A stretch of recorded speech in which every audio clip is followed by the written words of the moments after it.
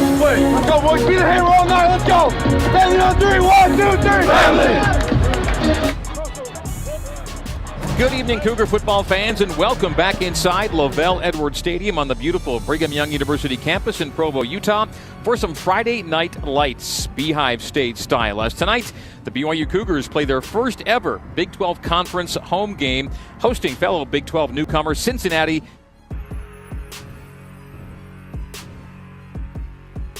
Cincy shows 4 down on the line, 6 in the box. And the run to the right, splitting a gap is LJ Martin. First down run on second down and 10. Give him 13 to midfield.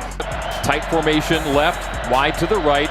Jones throws, intercepted. It is picked off at the 40, 30, the 20, the 10, and the touchdown from Jacob Robinson. 7th career pick for Robinson, his 3rd of this season. And the Cougars score on defense to get this one underway. 6-0 with the Will Fair and PAT pending. Pistol formation for the Bearcats. Handoff Corey Kiner. Corey Kiner runs headlong into Max Tooley. Shotgun snap. And incomplete. He threw it to Peyton Singletary on the quick turn and fire. The power pistol, strength left. The handoff starts left. Trying to bounce it back to the right was Miles Montgomery, but Harrison Taggart wrapped him up and dropped him. Kiner off his right. Option to the right. Keeper by Jones. Almost nothing. A yard. The hand clap. The thigh high snap. The throw to the near side. Not good for a first down to the 14-yard line. A gain of 6. It'll be 4th and 3. You hear the hand clap. He takes a 3-step. Settles in the pocket and throws. There it is. Complete to Keanu Hill. 40-yard line. It's a gain of 22. Bearcats blitz. Keaton throws to Chase Roberts in stride to the 35. The BYU offense comes alive in the closing seconds of half number 1. Takes a 5-step drop. Pressure from his right. Man wide open in the end zone. Makes the catch for the score. And the Cougars take the lead. Darius Lassiter on the touchdown catch. And the Cougars are in front with 6 seconds to go in the second quarter. BYU 14, Cincinnati 10 is our halftime score. 14-10. Trips left, single wide right. The hand clap, the gift to Kiner. Nope, didn't get it. Short. And so Cincinnati will go 3 and out to begin the second half. Slovis on a play fake, quick pressure, down into Roberts, makes the catch. 40 is stiff arm, 45-50. Chase Roberts, 40 up Cincinnati, and BYU's back in business. Play action. Seam, Rex, catch, 30, 27, 26-yard line. And that's Isaac Rex's first catch of the night. The helmet high snap, the give to Martin. Martin finds space to the right. Martin's got a first down and more. The 10-5, the touchdown! A 29-yard touchdown run for L.J. Martin. Shaking off tacklers and taking it in for 6, and the Cougs expand their lead. That's just good old-fashioned power football. They're empty now for Slovis. Slovis underneath. Chase Roberts makes the catch and has the first down. Slovis awaits a shotgun snap from Paul Miley. Takes it at helmet height. Bearcats get in. Slovis a sidestep downfield. Roberts makes the catch at 40, 35-30. Chase 20, Chase 10. They're going to chase him into the end zone. Touchdown, Chase Roberts. And the Cougs expand the lead again.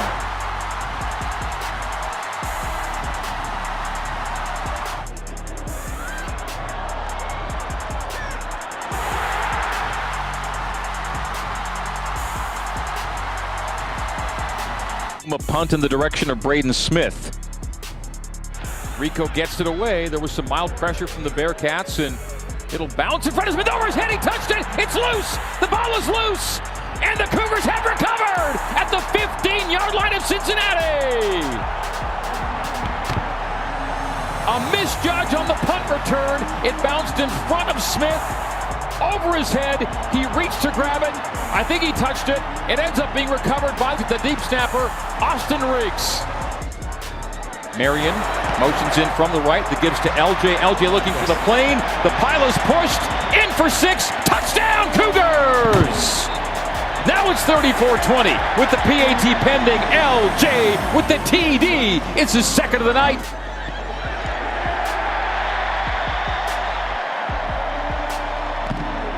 Emory Jones, again a low snap, takes his deep drop, And he's going down for the first time tonight. It's a duo sack. Tyler Batty among the two in on Emory Jones. That's the first sack for either team tonight. Wins left and right. The hand clap by Keaton. The helmet high snap to give to Miles Davis, who runs to the right, gets upfield, drags a couple of tacklers for a gain of 9 on 2nd and 10. Give him 10 and move the sticks. Miles Davis. Slovis sprint out to his left. Squares the shoulders and fires a nice intermediate ball to the out. Keelan Marion makes the catch 14 yards downfield. Off the left hip of Jones. The handoff Kiner. And Kiner did not get there. The ball game will belong to BYU on that stoppage and turnover on downs. I don't think he made it. It'll take a hop. And who else? Chase Roberts. Some of the best hands on the team, makes the catch off the hop of the onside kick, and that will do it. BYU wins it by a final score of 35-27. One knee, and this game will be over. BYU, in its first Big 12 home game, has its first.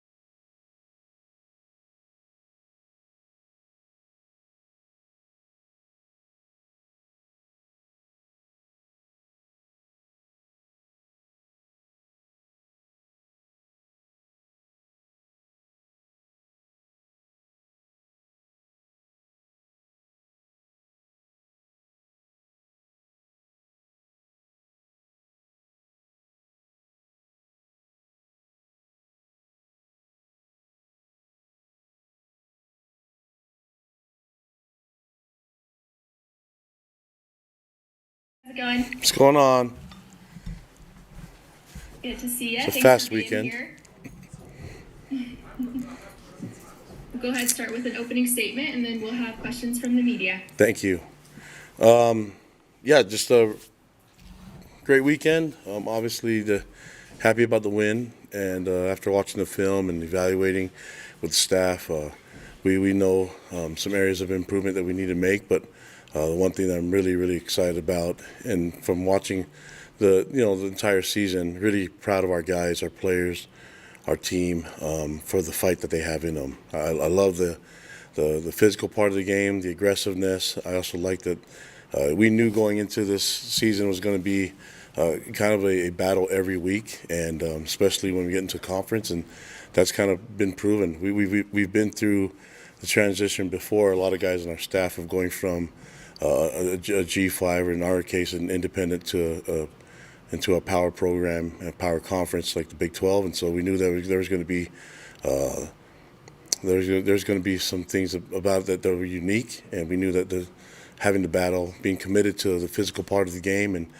being committed to getting depth at every position, and so we're sitting in a really good spot right now going to the bye week. But after evaluating it, I'm really proud of the boys, proud of the team, proud of the coaches, their commitment to each other and to our culture, but also commitment to just knowing that they got to battle it out, and that's kind of been proven in every game. And you're looking at the Big 12 conference, a lot of parity, but also you're looking at there's large leads that aren't safe. There's a lot of games coming down to the wire, and so that's just going to have to be part of it. You got to be ready for a battle every week, and we knew our guys would be committed to it. And it's just nice to evaluate and watch the film and see that these guys are committed to doing that every week, and if we can get that done, I feel really good about our chances in going to the last 7 games of the season.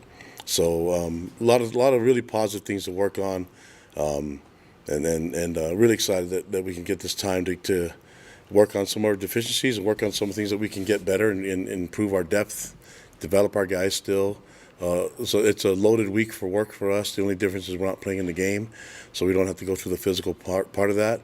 But we will have physical practices, and looking into it, we'll have an opportunity for our guys to develop, especially young guys to develop, and we'll get some guys that will be healthier and get them back for the TCU game.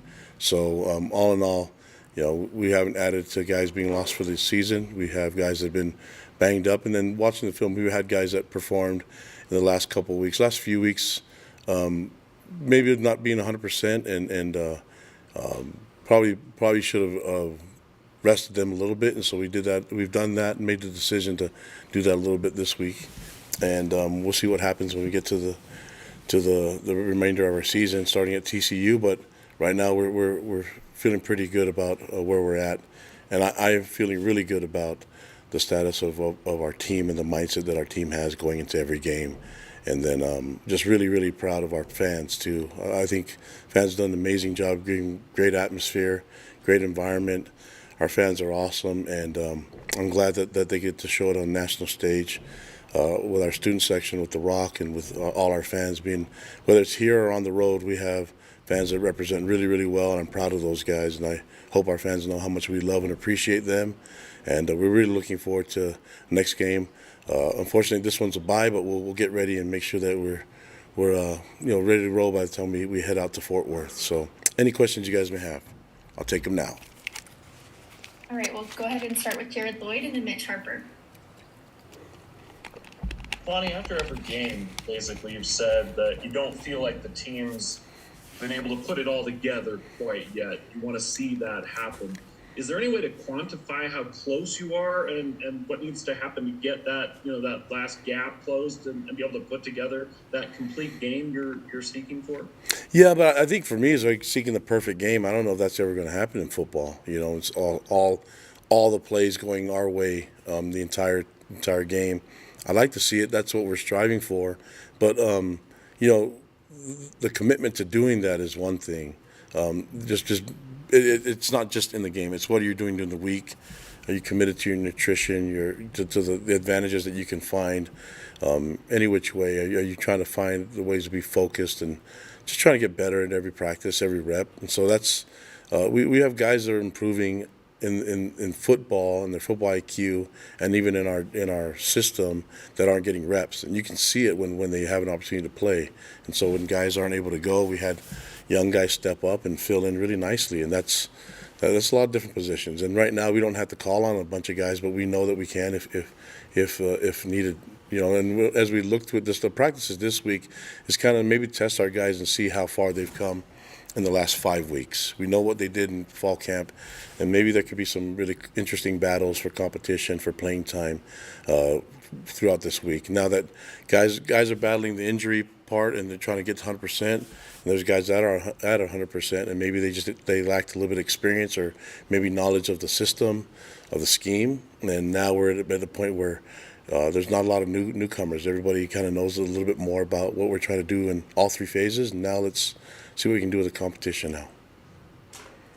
You touched on this a couple of times, but obviously health is a big thing this week.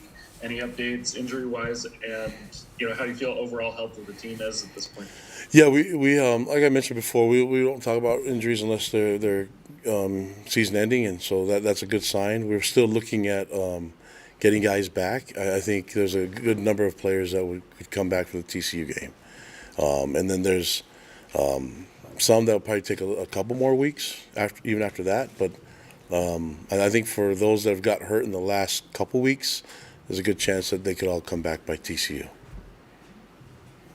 Kalani, I wanted to ask you about Kingsley. So much expectations were placed on him being a preseason All-Big 12 selection this year. Where have you seen the biggest growth from Kingsley in his second full year as a starter?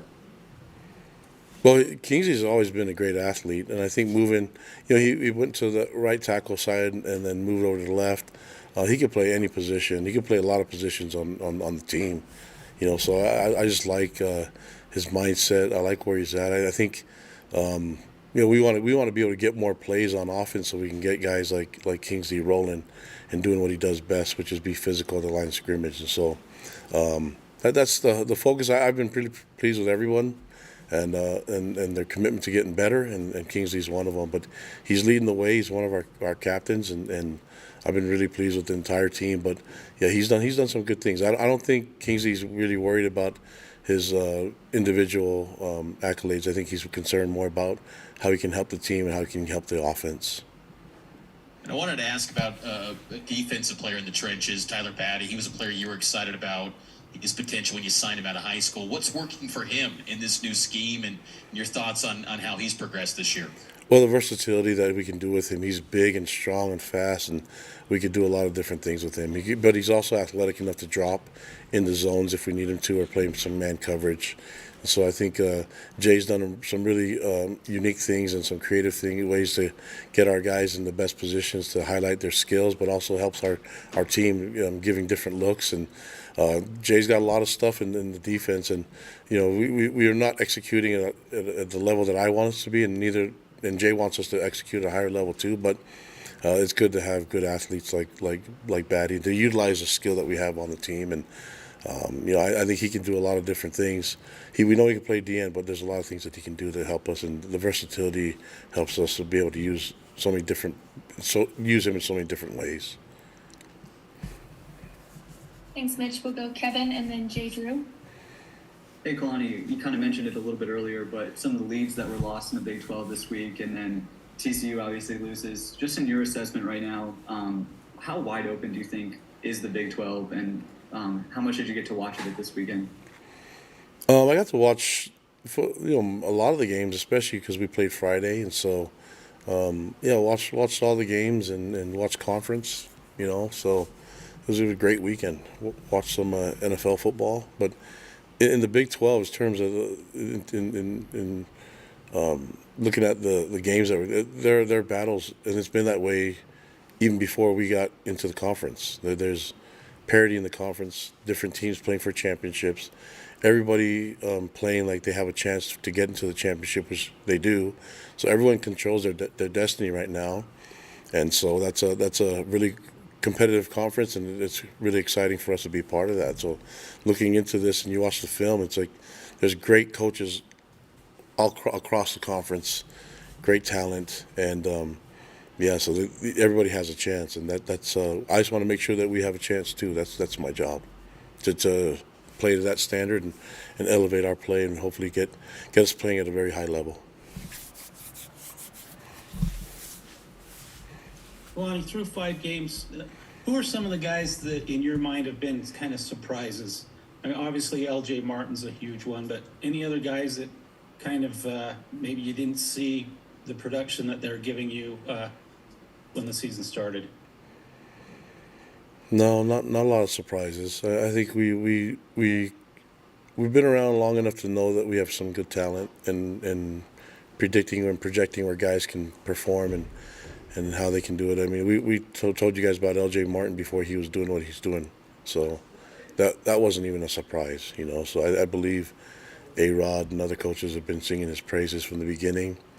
But we have a talented team, and we as coaches need to find ways to use all the talent to the best of our ability and their ability, and find ways to make them really great advantages for us in games. And so it's hard for me to say talent. It would probably be guys that filled in, but for injured players. But we knew that we had good depth too. So I'm not really surprised by a lot of the performance. I just know that when guys have their opportunities, they're going to step up and make plays. We knew Parker Kingston could do what he's been doing, and we knew about the receivers that are coming in, whether it's Chase Roberts or Kibo or Darius or Keelan or Cody, all those, or Isaac. There's a lot of guys that we know we can count on to make plays. I wanted to ask you specifically about Marcus McKenzie too. The fact that he does so well as a gunner, are you content with what he's doing, or are you going to try to get him on the field more? It seems like he's a guy that could help you in other areas. Yeah, we know that. I mean, we know that Marcus can play, so that's why we brought him here, and that's why K-Pop's using him as a huge weapon for us on special teams. He definitely is on the depth for us at corner. We think he's got a really bright future for us, and we'll keep working with him and perhaps give him more opportunities to be on the field. We'll see, but we have a lot of capable and really good players there. So the competition, that's what's fun about this week. Compete and the best play and compete at a high level and earn more playing time on the field on defense. But really pleased with what he's doing on special teams. I mean, he got double teamed quite a bit and still made tackles. That's really impressive. All right, let's go back to Mitch Harper and then Jared Lloyd. Kalani, I wanted to ask you, with it being a bye week, a recruiting question. I'm just kind of curious, how much has the move to the Big 12 caused your program to maybe expand its pool of high school prospects you consider or extend scholarship offers to? Yeah, I mean, the effort to recruit and basically get a bigger, larger net, it's been really helpful being the Big 12, but it's more than anything, people that are interested in what we do, and they're interested in our team, in our culture. And so there's a lot of high school kids that are calling us, and there's a lot of players that are recruits that are calling us, and they're expressing interest in our program. And then they're seeing the energy that our fans bring, and they're seeing that the great reputation that our fans have, and the interaction that they have with other fans. And I'm really proud of our fans and the way that they interact with the other fans, especially in the Big 12 conference. I've just heard nothing but great reports from opposing schools, and so they're doing a great job representing, and that stuff matters. It attracts recruits, and it attracts positivity in our program, and so let's keep working on this together. This is something that it's a special place, and we want more people to know about it. And so in recruiting, they have to be a fit, though. They have to be committed to what we do and what makes us unique at this university. And obviously, us being a faith-based institution, and that we're aligned and attached to the Church of Jesus Christ of Latter-day Saints, we want to make sure that that everyone knows about that and how that could be really beneficial to them and their life, to have talks and opportunities to speak and conversate about Christ and about the gospel and wonderful things that makes us unique. And we're going to hang on to those things and make them a positive for us and make them an advantage. And then just one quick follow-up. I know you can't get into specific names of 2024 prospects, but are you expecting to sign 25 guys in the 2024 cycle, or a little bit under that?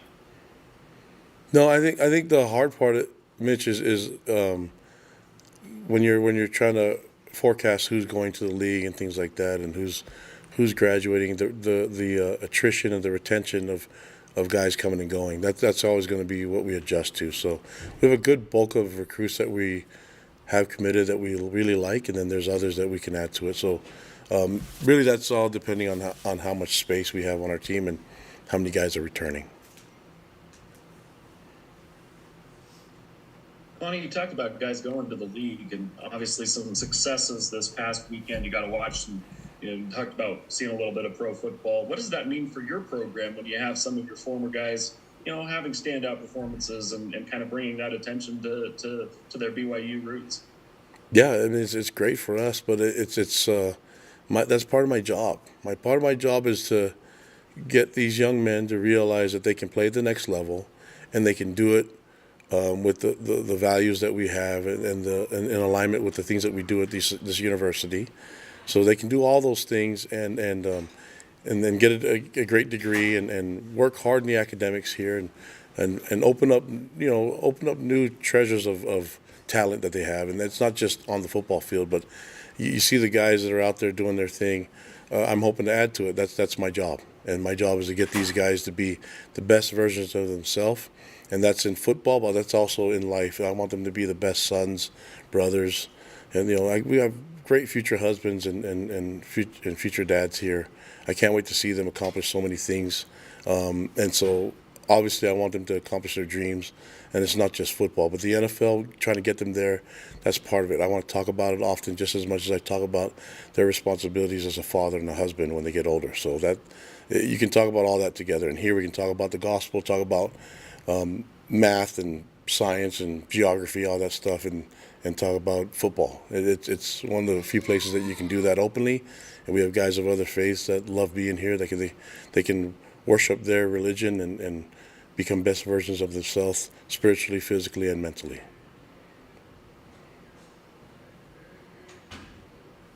Okay, Coach, we'll have a couple more questions from Kevin Reynolds. Hey, Kalani, just going up on Mitch's question, how much increased interest have you seen from Texas recruits specifically, and with 2 trips to Texas in October, how much do these games against like TCU and Texas help with those efforts? Yeah, I mean, that's always been really good for us to get into the conference because you're gonna get interest from schools that in that area, and Texas being one of them, and Texas, Oklahoma. So we're going to recruit young men that want to be here. It doesn't really matter where they're from, but being in the conference makes sense. We're going to be playing in that area and quite often, so we're going to always recruit guys that fit what we want to get done here and fit the school, fit the mission of our school and our church and the program. So we're all in alignment with that, but it's getting young men that are committed to doing that here, and we have a diverse group of young men, but they're committed to being the best versions of themselves, and that's what we're looking for. I'm not. There's great football players out there. I want really great young men to complement the great football player.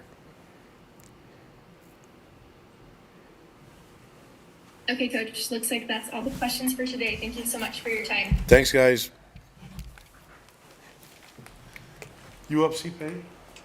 I think so. All right. You're like, yeah. All right, next up we have Connor Pace. So if you have questions for him, you can go ahead and start raising your hands.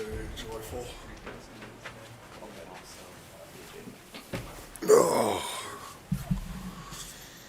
Hi, Connor. How's it going? Good. What's up, guys? Go ahead and just jump into some questions. Let's go, Jared Lloyd. On the bye week, how do you approach it, and what's the benefit of going into it at this point in the season? I think, the bye week is really timely this year. Just anywhere in that middle section of the season is nice, just because, now that we're 5 games in, just normal bumps and bruises, that type of thing. You get a chance to heal from some of those, and maybe some more serious injuries for other guys, a chance to get people back with a week off. So, for me personally, it's a nice week to kind of get my body right again and to get a jump start on TCU. There's been a lot of talk about the O-line and getting that run game going. Did a little bit better against Cincy. What's your analysis there, and how do you think the direction of group's going?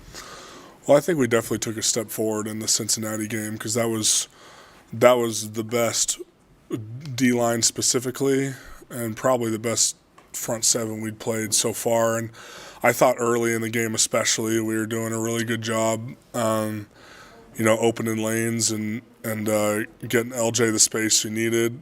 Didn't finish the game as good as we probably should have, but outside of the bad snap and then a few TFLs, and we were kind of just trying to milk the clock out as best we could. We had a pretty good yards per carry when you take out those plays. So need to finish better, obviously, but a lot to build on and improvement for sure.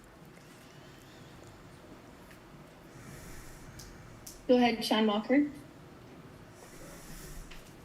Connor, I want to ask you a really big picture question here. But before that, since you're talking about the bye week a little bit, you've been around for a couple of years. Is it a little bit weird to have a bye week after only 5 weeks of the season? Like, wait, it's not November yet and we're on a bye? Like, what is this? Yeah, it is. It's a little different for sure. I think we played, it was 10 straight games last year before a bye, which is challenging to do. It's challenging to do that and keep everybody healthy. So, I think with the conference scheduling, getting everyone trying to get buys somewhere in that middle section of the season has definitely been nice. And then I did want to kind of zoom a little bit big picture-wise, because every week is obviously a big opportunity for growth for you guys, for the team, for you personally, for everything. Where do you think kind of your biggest area of growth has been in the first 6 weeks of the season, I guess, really? That's a good question. I think for me personally, a big focus, now with a few seasons under my belt, has definitely been, the mental side of the game. That was a focus of my off season. But I think the biggest growth has probably been just settling into my techniques and things at a new position. Because, I found out I was playing right guard full time, about a week and a half before our first game. So kind of just settling into that, getting getting back into the groove of playing guard, and I think I've been able to build on that every week, and so I think that's been kind of the biggest area for me personally. Go ahead, Jay Drew. Hey, Connor, through 5 games through 1 month of the season, I just wondered, in your mind, who are some of your teammates that stick out as kind of been good, pleasant surprises, that maybe guys you didn't really think you would count on but have come to count on this season so far? Well, I think the obvious one is LJ. Obviously, LJ's playing really well right now, and he's running hard, and he's been a pleasant surprise for sure. I think everybody else, I'm not exactly surprised that they're playing well. I've got to see it through spring ball, and then for the guys that just joined this summer, I got to see it through all of summer and all of training camp, so there weren't really any big surprises there. But LJ, just being a freshman, we didn't know much about him, and with Aiden and stuff, we didn't see him as much during training camp, and then, he's done a great job for us. Then another question. They just announced the TCU game's going to be at 1:30 in the afternoon on the road. As a player, do you like that better, like the same as at Kansas, or would you rather play at night? Just kind of how do you like to do that? Road games, I don't care too much. The time doesn't really matter to me, especially on the road. But home games are definitely fun to be under the lights. There's a different feel to that, and it's really enjoyable. But obviously Les in the daytime too is a lot of fun. So on the road, no, not really. So I think just whenever they want us to go take the field and play, that's what we're gonna do. Hey Connor, we'll have a couple more questions from Jared Lloyd and then Mitch Harper. Connor, I don't know how much chance you had to see your boys play in the NFL over the weekend, but some pretty nice performances. What's that like to see some of those guys you've played with go on to the next level and be successful and have those types of performances? It's awesome. I mean, because outside of football players, those guys are just my friends. And so, to see them be successful is a special thing. Zach played really well, obviously. Puka played really well. Blake got his first start. And it's kind of funny, Blake had been my roommate for the last 2.5 years, and now all of a sudden you turn around and he's blocking Aaron Donald. It's kind of surreal. I can't wait to talk to him on the phone this week about it and see what that experience was like. But it's so much fun to watch those guys be successful. Puka's been doing it. I mean, we all knew what Puka was going to be like, but the rest of the world didn't. And and for Zach, all the BS he's had to go through from the media, unfortunately. So you all suck. But I'm just teasing. But, for him to come out and play well with all the ridicule that he's gotten, was really awesome. So, it's a lot of fun to see those guys be successful. It makes you happy. Connor, what does it say about this BYU team? You guys have won in kind of unconventional ways. Last Friday you guys lost the total yards by 200 yards. In that Arc game, the box score would have set a different outcome. What does it say, just the characteristics of this team, to find unorthodox ways to come away with victories?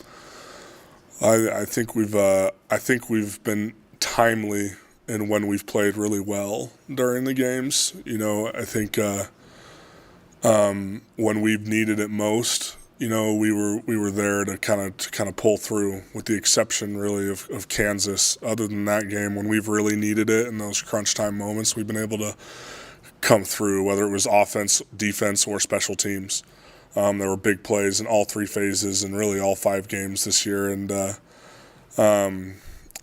so obviously we need to work on being a little more consistent and playing a little more complete game, but it's hard to win in college football. In our first year in the Big 12, starting the season 4-1, I think that's something that we can be proud of, even though there's a whole list of things we know we need to get better at. How beneficial do you think having this bye early October compared to late November do you think can have on the back half of the rest of the season, you think? I think it's going to be great. Mainly just in the physical aspect of, getting ready to go and play the next portion of our conference schedule. Guys getting healthy, whether you have little injuries, big or small, to be able to fix those and have a week to recover. And, the opportunity to kind of do some self-scout and, try to find the best ways to improve, all that stuff, I think is really beneficial. And where, in the past it's been, a lot of guys getting banged up when you're in your 8th, 9th, 10th straight game. This gives us an opportunity to kind of jumpstart that recovery process a little bit.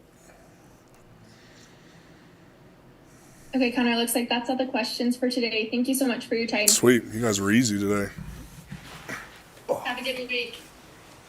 Thanks, Connor. Yep, no problem, guys. Well, after he called us jerks, or whatever. It's not my fault you guys suck, man. Sheesh. I agree, Connor. We do suck. Hi, Ryan. Thanks for being here. How are you? Oh, doing good. How are you guys doing? Doing good. Let's just go ahead and jump into some questions. Let's go, Jared Lloyd. So, Ryan, I got to ask you about, these punts. Some of these punts that don't look like your best punts have turned into positives when the other teams muffed them because of the bounces and things like that. What's that like as a punter when those things happen? Oh, man. Those are always a pleasant surprise because, you feel some pressure. You got to quick kick it or something like that. And then, man, especially the one in the last game, if you could have been hearing what was going through my mind, it was just a whole roller coaster of emotions on that one. What was it like to see Austin be able to go and get his hands back on the football and recover the muff? Because that's pretty cool for that guy. Oh, yeah. It was seriously, as I'm running down the field, I'm like, okay, good, we got it. Who got it? And it's Austin. I'm like, no freaking way. Could not be happier for the guy. Right place, right time. And, he's been a constant for us all season long. So for him to get that was really special. Go ahead, Mitch. Brian, what can you tell us about Austin? It seems like he's been a guy that specialized his career in long snapping. Just your interactions with him, what kind of guy is he? How good of a snapper is he? Yeah, he's a great snapper, one of the most personable people you'll ever meet. That guy will talk with you about anything and everything. But really, he really has put in the work. He's just someone who we can rely on. We feel like we can rely on him. And he's done great so far this season, and we're just looking forward to keeping things going throughout.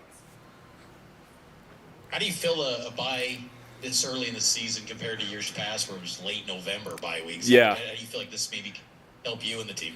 Yeah, it's definitely different because I can't remember having a bye week this early anytime that I've been here. So definitely, I'm sure our legs, our bodies are going to appreciate it a lot come week 10, week 11 in the season. But as well, I think it's just a good time to take a step back, kind of analyze what we've done good so far this year, what we can improve on, and then just really go forward from there. Next, we'll have Sean Walker and then Jay Drew. Yeah, Ryan, I actually wanted to jump into that a little bit because bye weeks are time for us to sort of get super big picture and probably more big picture than you guys want to be. But through the first 5 games of the season, really 6 weeks, I guess, where do you feel like this team has kind of grown the most just in terms of getting better? It can be you personally or your special teams unit or even just the entire team, just kind of holistically. Where do you think you guys have kind of grown the most? Oh, man, that's a really good question. I feel like as a specialist unit, we've grown a lot just because we had a lot of new faces coming into this year. And so I think everybody just getting comfortable with each other, everybody kind of getting the feel for how we fit into this team, what can be expected of us. I feel like we've just grown a lot more comfortable in that sense. As a team, though, I feel like we've grown in a lot of ways because, again, it was a lot of new faces within this team.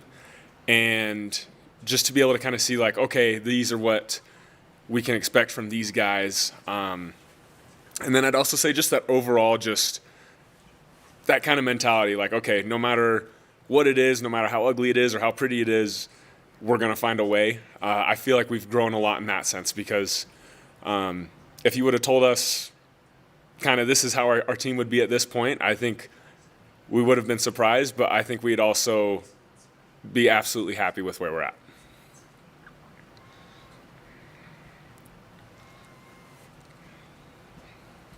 Hey, Ryan, if the coach is kind of giving you an idea of what the schedule will look like this week, will you guys get some time off? Just kind of take me through what's on the agenda this week. Yeah, so we'll hit these next few days pretty hard, just kind of getting back into the swing of things. I don't really know like what that all looks like. I just know that we have practice these next few days, and then we get a little bit more time off, like Friday, Saturday, Sunday, to just kind of relax and get our minds right for the upcoming week against TCU.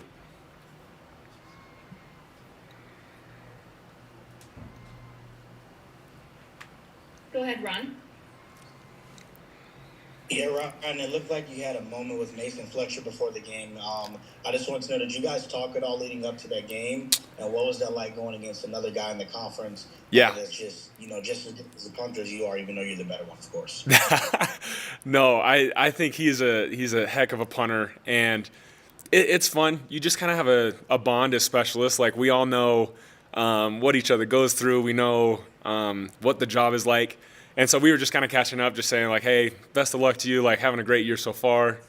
But, yeah, no, he is a heck of a punter, and it's kind of cool because I got to play against his brother as well, against Arkansas. So just talking over things like that. But, yeah, it was really cool. All right, looks like we have a couple more questions from Jared Lloyd. I asked Connor about this, Ryan, but I wanted to get your perspective because you got some insight on what pro football is like. What's it like to see your boys, guys you played with, go there, be successful, and kind of have probably a better idea maybe of what it's like to go through that? Yeah, I mean, it's so cool. Like, you're just seeing these guys who you shared a lot of great experiences with at the college level, and so to see them move on and to be successful at it, like, you just wish nothing for the best. I mean, Puka, he's been balling out all year, able to get his first touchdown, win the game in overtime. Like, could not happen to a better guy. And then seeing Zach ball out as well, you just know the time and effort that he puts in. And, I mean, man, it's nothing but just great wishes and best of luck for those guys. It's really awesome.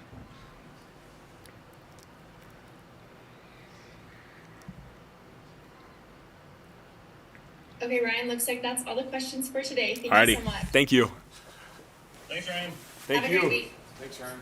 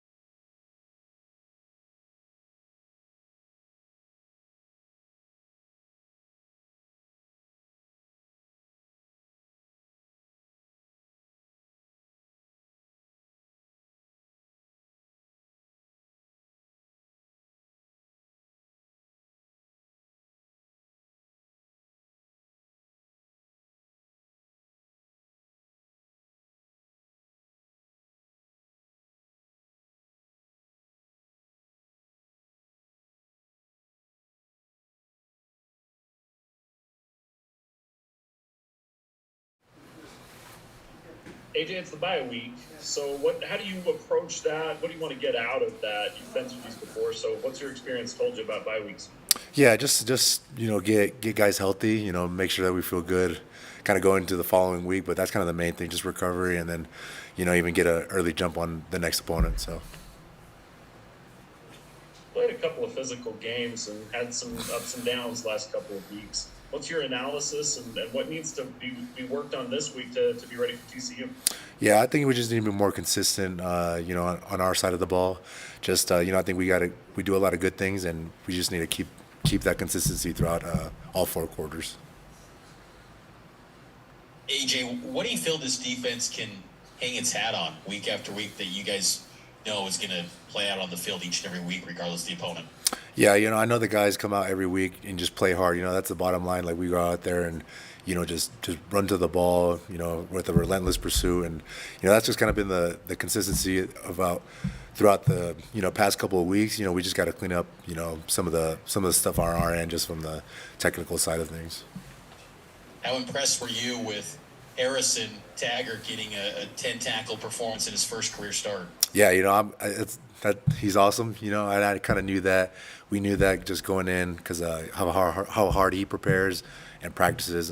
He's one of the hardest workers on the team. So, we all knew that was coming, and it was awesome to see him go out there and do that for sure. Go ahead, Sean. Yeah, AJ, bye weeks are kind of a time for us in the media a lot of ways to sort of zoom way out and kind of look at some big picture things and whatnot. And you probably don't want to focus too much on that. But if I did have to ask you through the first really 6 weeks of the season, 5 games here, where you feel like this team has improved the most, or maybe even you personally, either one, where do you feel like kind of the most growth has occurred, I guess, through the first part of the season?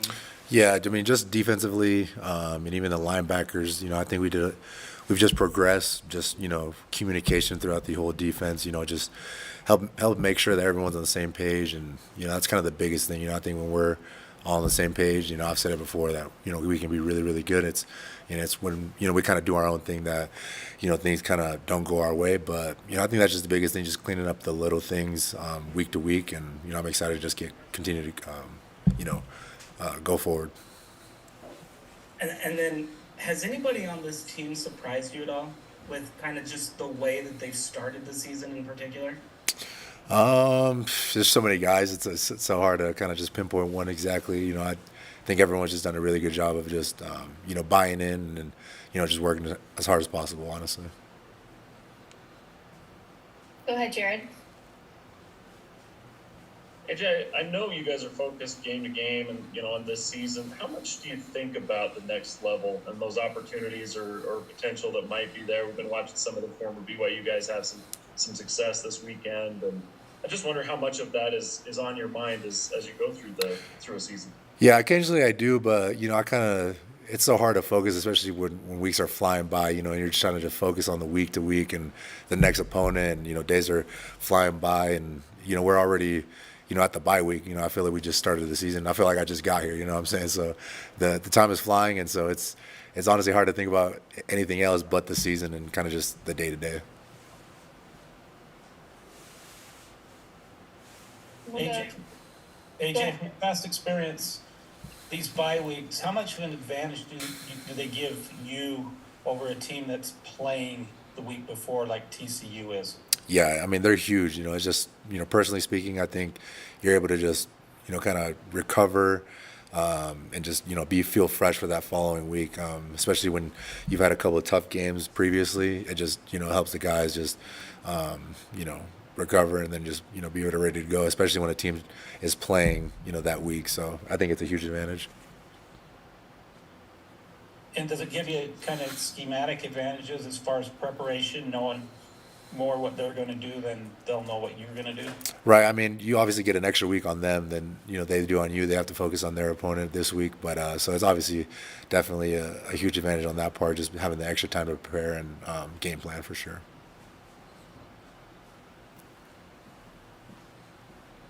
Awesome. If we don't have any more questions, I think you are all good to go. Thanks for being here, AJ. Yep. Appreciate you. Thank you.